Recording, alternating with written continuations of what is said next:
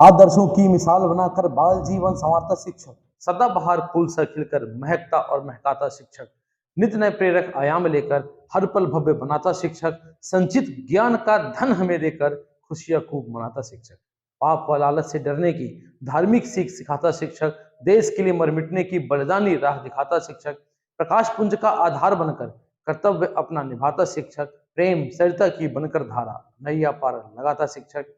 आप बिल्कुल सही समझ रहे हैं। आज है 5 सितंबर, मतलब भारत के उपराष्ट्रपति और भारत के राष्ट्रपति डॉक्टर सर्वपल्ली राधाकृष्णन का जन्म दिवस, जिसे हम सभी शिक्षक दिवस के रूप में मनाते हैं। आइए हम बात करते हैं डॉक्टर सर्वपल्ली राधाकृष्णन के बारे में। आखिर क्यों ये शिक्षक दिवस मनाया जाता है और इस शिक्षक दिवस पीछे का इतिहास क्या है। तो लगातार हमारे साथ इस वीडियो में बने रहिएगा। और जो भी अभी तक अपने शिक्षकों को यदि आपने प्रणाम न किया हो या उनसे आशीर्वाद न लिया हो, तो तत्काल उनको मैसेज करके या फोन करके उनसे आशीर्वाद भी प्रदान करिए। चलिए लगातार बन रही है मेरे साथ वीडियो में। 5 सितंबर 1988 तिरुतनी ग्राम तमिलनाडु में। पिता का नाम सर्वपल्ली वीरास्वामी, माता का नाम सीतम्मा और पत्नी का नाम शिवाकुमु था। हम बात कर रहे हैं 5 सितंबर शिक्षक दिवस के बारे में। डॉक्टर राधाकृष्णन भारत के प्रथम उपराष्ट्रपति और दूसरे राष्ट्रपति थे। मद्रास के प्रेसिडेंसी कॉलेज से अध्यापन का कार्य शुरू करने वाले राधाकृष्णन आगे चलकर मैसूर विश्वविद्यालय में प्रोफेसर हुए और फिर देश के कई विश्वविद्यालयों में उन्होंने शिक्षण का भी कार्य किया था। डॉक्टर राधाकृष्णन सन 1939 से लेकर 1948 तक बनारस हिंदू विश्वविद्यालय, जिसे कि बीएचयू कहा जाता है, उसके कुलपति भी रहे हैं। वे एक दर्शन शास्त्री, भारतीय संस्कृति के संवाहक और आस्थावान हिंदू विचारक थे।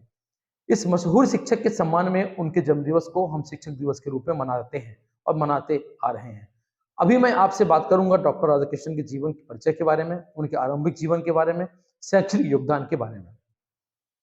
बचपन से ही किताबें पढ़ने के शौकीन राधाकृष्णन का जन्म तमिलनाडु के तिरुतनी गांव के 5 सितंबर 1988 को हुआ था।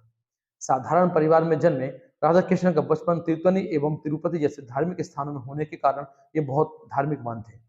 वह शुरू से ही पढ़ाई लिखाई में काफी रुचि रखते थे। उनकी प्रारंभिक शिक्षा क्रिश्चियन मिशनरी संस्था लुथर्न मिशन स्कूल में हुई और आगे की पढ़ाई मद्रास क्रिश्चियन कॉलेज में पूरी हुई थी। स्कूल के दिनों में ही डॉक्टर राधाकृष्णन ने बाइबल के महत्वपूर्ण अंश कंठस्थ कर लिए थे, जिसके लिए उन्हें विशिष्ट योग्यता का सम्मान भी दिया गया था। यह एक उस अबोध बालक की एक विशिष्टता थी, जिसके कारण आज वो शिक्षक दिवस के रूप में उन्हें सम्मानित किया जाता है। उनके जन्म दिवस को हम शिक्षक दिवस के रूप में मनाते हैं। कम उम्र में ही आपने स्वामी विवेकानंद और वीर सावरकर को पढ़ा था तथा उनके विचारों को आत्मसात भी किया था। आपने 1902 में मैट्रिक स्तर की परीक्षा प्रथम श्रेणी में उत्तीर्ण की और छात्रवृत्ति भी प्राप्त की थी। क्रिश्चियन कॉलेज मद्रास ने उनकी विशेष योग्यता के कारण उन्हें छात्रवृत्ति प्रदान की थी। डॉक्टर राधाकृष्णन ने 1916 में दर्शन शास्त्र में एमए किया और मद्रास रेजिडेंसी कॉलेज में इस विषय के सहायक प्राध्यापक के पद पर भी उन्होंने कार्य किया और सहायक प्राध्यापक का पद भी उन्होंने संभाला था। डॉक्टर राधाकृष्णन के नाम में पहले सर्वपल्ली का संबोधन उन्हें विरासत में मिला था। राधाकृष्णन के पूर्वज सर्वपल्ली नामक गांव में रहते थे और 18वीं शताब्दी के मध्य वे तिरुतनी गांव में बस गए थे। लेकिन उनके पूर्वज चाहते थे कि उनके नाम के साथ उनके जन्म स्थल के गांव का नाम भी हमेशा उनके साथ होना चाहिए था। इसी कारण सभी परिजन अपने नाम के आगे सर्वपल्ली धारण करने लगे थे। राधाकृष्णन का बाल्यकाल तिरुतनी और तिरुपति जैसे धार्मिक स्थलों पर ही व्यतीत हुआ। उन्होंने प्रथम 8 वर्ष में तिरुतनी में ही गुजारे। यद्यपि उनके पिता पुराने विचारों के थे और उनमें धार्मिक भावनाएं भी थी, इसके बावजूद उन्होंने राधाकृष्णन को क्रिश्चियन मिशनरी संस्था लूथर में तिरुपति में 1896 से लेकर 1900 के मध्य विद्या अध्ययन के लिए वहां भेजा था। फिर अगले 4 वर्ष 1900 से 1904 उनकी शिक्षा बेल्लूर में हुई थी। इसके बाद उन्होंने मद्रास क्रिश्चियन कॉलेज मद्रास में शिक्षा प्राप्त की। वह बचपन से ही बहुत मेधावी छात्र थे और अच्छे नंबरों से पास होते थे। इसी कारण वे एक बहुत ही समझदार और एक मैच्योर प्रवृत्ति के पुरुष थे। उस समय मद्रास के ब्राह्मण परिवारों में कम उम्र में ही शादी संपन्न हो जाती थी और राधाकृष्णन भी इसके अपवाद नहीं रहे। 1903 में 16 वर्ष की आयु में उनका विवाह दूर के रिश्ते की बहन शिवाकामू के साथ संपन्न हो गया। उसमें उनकी पत्नी की आयु लगभग 10 वर्ष की थी, अतः 3 वर्ष के बाद ही उनकी पत्नी उनके साथ रहना आरंभ कर दिया। यद्यपि उनकी पत्नी शिवाकामू ने परंपरागत रूप से शिक्षा प्राप्त नहीं की थी, लेकिन उनका तेलुगु भाषा पर अच्छा विचार, अच्छा अधिकार था। वह अंग्रेजी भाषा भी लिख और पढ़ सकती थी। सन 1908 में राधाकृष्णन दंपत्ति को संतान के रूप में एक पुत्री प्राप्त हुई थी। 1908 में ही उन्होंने कला स्नातक की उपाधि प्राप्त श्रेणी में प्रथम स्थान पर प्राप्त की थी और दर्शन शास्त्र में विशिष्ट योग्यता प्राप्त की थी। शादी के 6 वर्ष बाद ही 1909 में उन्होंने आर्ट्स विषय को लेकर स्नातकोत्तर परीक्षा भी उत्तीर्ण कर ली थी। उनका विषय दर्शन शास्त्र ही रहा है। उच्च अध्ययन के दौरान वह अपनी निजी आमदनी के लिए बच्चों को ट्यूशन भी पढ़ाते थे और पढ़ाने का भी कार्य करते थे। अब हम बात करते हैं डॉक्टर सर्वपल्ली राधाकृष्णन के राजनीतिक जीवन के बाद। भारत की आजादी के बाद यूनेस्को में उन्होंने देश का प्रतिनिधित्व भी किया था। 1949 से लेकर 1952 तक राधाकृष्णन सोवियत संघ में भारत के राजदूत रहे। वर्ष 1952 में उन्हें देश का पहला उपराष्ट्रपति घोषित किया गया था।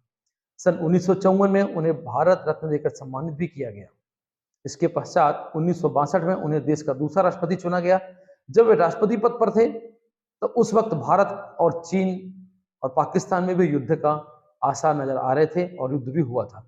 वे 1967 में राष्ट्रपति पद पर सेवानिवृत्त हुए और मद्रास जाकर वहीं पर बस गए थे। सर्वपल्ली डॉक्टर राधाकृष्णन को स्वतंत्रता के बाद संविधान निर्माती सभा का सदस्य भी बनाया गया था। शिक्षा, राजनीति में उत्कृष्ट योगदान के लिए राधाकृष्णन को वर्ष 1954 में भारत के सर्वोच्च सम्मान भारत रत्न से भी नवाजा गया था।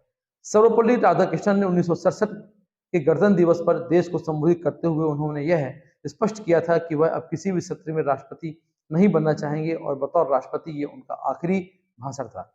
सर्वपल्ली राधाकृष्णन जी का निधन 17 अप्रैल 1975 को एक लंबी बीमारी के बाद हो गया था। राधाकृष्णन के मरणोपरांत उन्हें मार्च 1975 में अमेरिकी सरकार द्वारा टेम्पल्टन पुरस्कार से सम्मानित किया गया था। इस पुरस्कार को ग्रहण करने वाले वह प्रथम गैर ईसाई संप्रदाय के व्यक्ति थे। डॉक्टर राधाकृष्णन के पुत्र डॉक्टर एस गोपाल ने 1989 में उनकी जीवनी का प्रकाशन भी किया था। ये सब जानकारियां मैं आपको इसलिए दे रहा हूं क्योंकि राधाकृष्णन जी के जन्म दिवस के रूप में ही हम शिक्षक दिवस मनाते आ रहे हैं। उनके विद्यार्थी जीवन में कई बार उन्हें शिष्यवृत्ति स्वरूप पुरस्कार मिले। उन्होंने वुरहीस महाविद्यालय बेल्लूर जाना शुरू किया, लेकिन बाद में 17 साल की आयु में ही वे मद्रास कृष्ण महाविद्यालय चले गए थे, जहां 1906 में वे स्नातक हुए और बाद में वहीं से उन्होंने दर्शन शास्त्र में अपनी मास्टर डिग्री भी प्राप्त की थी। उनकी इस उपलब्धि ने उनको उस महाविद्यालय का एक आदर्श विद्यार्थी बनाया था। दर्शन शास्त्र में राधाकृष्णन अपनी इच्छा से नहीं गए थे। उन्हें अचानक ही उसमें प्रवेश लेना पड़ा। उनकी आर्थिक स्थिति खराब हो जाने के कारण जब उसके एक भाई ने उसी महाविद्यालय में पढ़ाई पूरी कर ली, तभी मजबूरन राधाकृष्णन को भी उसी महाविद्यालय से दर्शन शास्त्र की किताबों को लेकर आगे पढ़ाई करना प्रारंभ करना पड़ा था। ये थी इनके आरंभिक जीवन का जीवन चरितार्थ। यदि हम पुरस्कारों की बात करते हैं तो 1938 में ब्रिटिश एकेडमी सभासद के रूप में इनकी नियुक्ति की गई। 1954 में नागरिकत्व का सबसे बड़ा सम्मान भारत रत्न उन्हें प्रदान किया गया। 1954 में जर्मन के कला और विज्ञान में विशेषज्ञ का अवार्ड से उन्हें सम्मानित किया गया। 1961 जर्मन बुक ट्रेड का शांति पुरस्कार भी उन्हें प्रदान किया गया था। 1962 भारतीय शिक्षक दिन संस्था हर साल 5 सितंबर को शिक्षक दिवस के रूप में इनके जन्मदिन को मनाती आ रही है और हम आज उसी शिक्षक दिवस को पूरे भारतवर्ष में मनाते आ रहे हैं। जिन्होंने अभी अपने शिक्षकों को और अपने गुरुओं को या अपने प्रशिक्षकों को या जिनके माध्यम से वे किसी प्रकार की शिक्षा ग्रहण कर रहे हैं, यदि उन्होंने अभी तक उन्हें किसी प्रकार से संबोधन नहीं किया हो तो तुरंत उन्हें मैसेज करिए, व्हाट्सएप करिए या उन्हें फोन करके आशीर्वाद प्रदान अवश्य करिए, क्योंकि शिक्षक के लिए एक दिन ही हमें मिलता है। वैसे शिक्षक के लिए कोई दिन नहीं होता, शिक्षक के लिए कोई समय नहीं होता। शिक्षक वह है जो हमें अंधकार से प्रकाश की ओर लेकर जाता है। तो मेरी वीडियो आपको कैसी लगी कमेंट बॉक्स में जरूर बताइएगा। यदि आपको वीडियो अच्छी लगे तो हमारे चैनल को सब्सक्राइब करना बिल्कुल ना भूलिएगा। जय हिंद, वंदे मातरम।